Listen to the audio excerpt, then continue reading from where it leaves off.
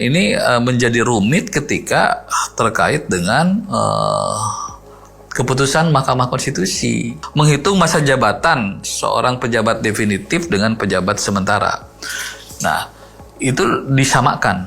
Kan MK memutuskan begitu. Jadi tidak membedakan antara pejabat definitif dan pejabat sementara, gitu ya. Nah, saya kira clear, gitu ya. Maksudnya apa MK itu memutuskan seperti itu? Tapi kalau itu ditarik ke kasus Kabupaten Tasik, itu kan tidak masuk, gitu ya.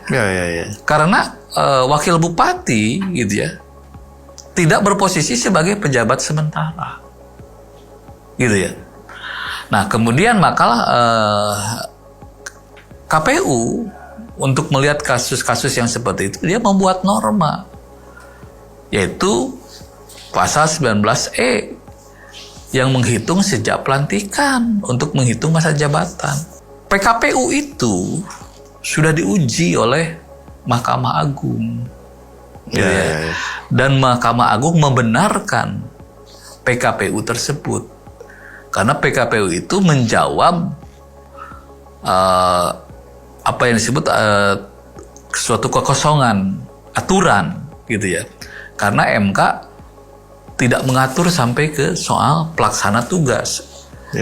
MK itu kan hanya mengatur soal pejabat definitif dan pejabat sementara. Sementara pelaksana tugas itu tidak masuk ke dalam kategori itu.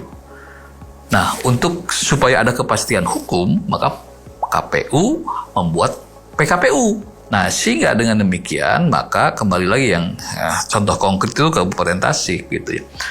Bahwa bagaimana posisi wakil bupati dalam waktu itu Pak Ade Sugianto, gitu ya. Clear, dia itu adalah wakil bupati. Bukan PLT? Bukan. Dia menjalankan amanat Undang-Undang Nomor 23. Ketika bupati berhalangan, maka dia melaksanakan tugas dan wewenang bupati. Untuk menjadi pejabat sementara saja juga tidak masuk. Tidak masuk. Bahkan PLT pun tidak masuk, gitu ya. Karena tidak ada norma-norma aturan yang menyebutkan apakah dia itu sebagai PJS atau dia itu sebagai PLT. Nggak ada, gitu ya. Yang ada itu dia menjalankan amanat Undang-Undang Nomor 23 sebagai wakil bupati, gitu ya. Ketika menghadapi kekosongan jabatan bupati, maka dia melaksanakan tugas bupati, gitu ya.